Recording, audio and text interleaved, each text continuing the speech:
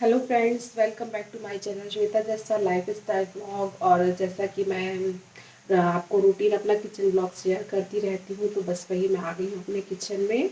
और आज हाँ, आगे बढ़ने के पहले प्लीज़ मेरे चैनल को सब्सक्राइब कर दीजिएगा। और आज जैसा कि मैं बता रही हूँ आप लोग को, मैं न्यूट्रेला की सब्ज़ी बना रही हूँ, तो वही मैं आपको दिखा रही हूँ। तो चलिए कंटिन्यू करते हैं। ओके। तो जैसा कि मोस्टली कभी कभी ऐसा हो जाता है कि घर में ग्रीन वेजीज नहीं रहती हैं, तो उसमें ऑप्शनली मैं न्यूट्रीला रखती हूँ, या फिर कढ़ी बना देती हूँ, या फिर मिक्स दाल जिसको हमारे यहाँ गबड़ा दाल भी बोलते हैं वो बना लेती हूँ। तो भी वेदर के अकॉर्डिंग कढ़ी बनाने का मन नहीं किया, तो मैंने सोचा कि चलो न्यूट्रीला की सब्ज़ी बना लेती हूँ। ये न्यूट्रीला की सब्ज़ी ग्रेवी वाली रहती है, तो मेरे यहाँ इन लॉज भी अच्छे से खा लेते हैं, और वो मेरे यहाँ की प्रायोरिटी मोस्ट प्रायोरिटी रहती है कि भाई उन लोग अच्छे से खा लें। बाकी तो बेटे को और हस्बैंड को एडजस्ट करवा ही दिया जाता है।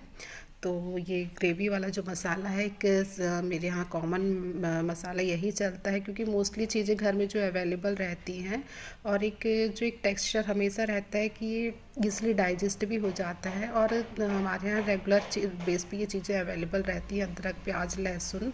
तो इसका मसाला हमारे पास हमेशा रहता है। और बाकी जब हम स्पेशल रेसिपी देखते हैं, तो उसमें कई तरह के इंग्रेडिएंट्स डले रहते हैं, जैसे दही, क्रीम वगैरह, तो मोस्टली अवेलेबल नहीं रहते हैं घर में, और मेरे यहाँ वो फ्लेवर चलता भी नहीं है। तो मैंने जैसा कि बताया कि मेरा रूटीन किचन ब्लॉग है, तो जो चीज़ें हम रेगुलर बेस पे यूज़ करते हैं मैं वही आप लोगों से शेयर करती हूँ। तो बस ये मैंने मसाले भूंज लिए और उसमें सूखे मसाले ऐड कर दिए हैं। और थोड़ी देर तक जो एक नॉर्मल रहता है कि जब मसाले तेल छोड़ देते हैं, उसके बाद फिर हम अपना आगे का प्रोसेस स्टार्ट कर देते हैं। तो मैंने उसमें न्यूट्रीला डाल दिया। इसको भी मैं थोड़ी देर तक भूंजूंगी। और अब आप देख सकते हैं एक तरफ मेरी दाल भी रेडी हो गई, और मैंने ये चावल का कुकर लगा दिया है। और बस इस तरीके से खाना बनता जा रहा है। आज मौसम के कारण थोड़ा सा डिले हो रही है।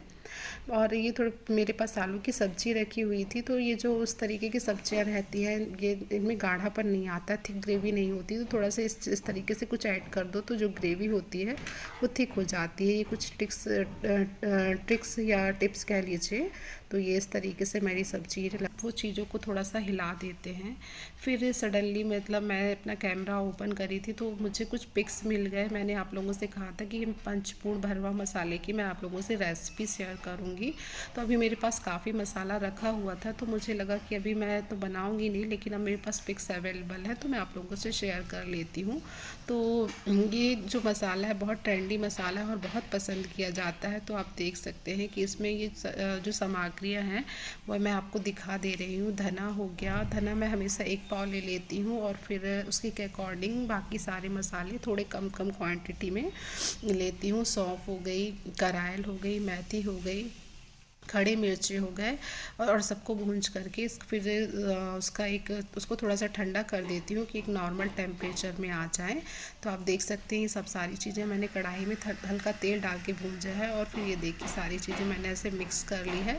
और इनकी क्वांटिटी बहुत ज़्यादा थी, तो मैंने इनको 2 पार्ट में डिवाइड कर लिया ताकि मुझे पीसने में सहूलियत हो। आप ये देख सकते हैं कि मैंने इसको 2 पार्ट में डिवाइड कर लिया था। तो ये पिक्स मुझे अभी आप लोगों के साथ शेयर करने में काम आ गए।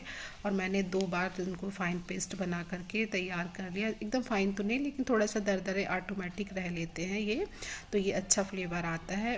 और फिर ये शाम को मैं दिया बाती लगा करके बस भगवान जी की पूजा आराधना कर लेती हूँ। तो ये शाम का हो गया। और आज फिर सूर्या को पास्ता खाने का मन हुआ, तो सूर्या ने पास्ता की फरमाइश किया। तो फिर सब जब काम का लेंथी प्रोसेस नहीं रहता शाम को, तो फिर मैं उसके मन का कुछ कर देती हूँ। मोस्टली मैं पास्ता की डिमांड करता है, क्योंकि बाहर की चीज़ें मैं खाने लगा है, तो उसका बाहर का एक टेस्ट डेवलप हो गया है। तो बस अब घर में उसको मोस्टली पास्ता ही अच्छा लगता है, तो मैंने उसके लिए बना दिया पास्ता। और मुझे भी अच्छा लगता है उसके साथ, उसके कारण मैं भी बना लेती हूँ। तो बस फाइनली मेरा ब्लॉग हो गया complete. Thank you for watching.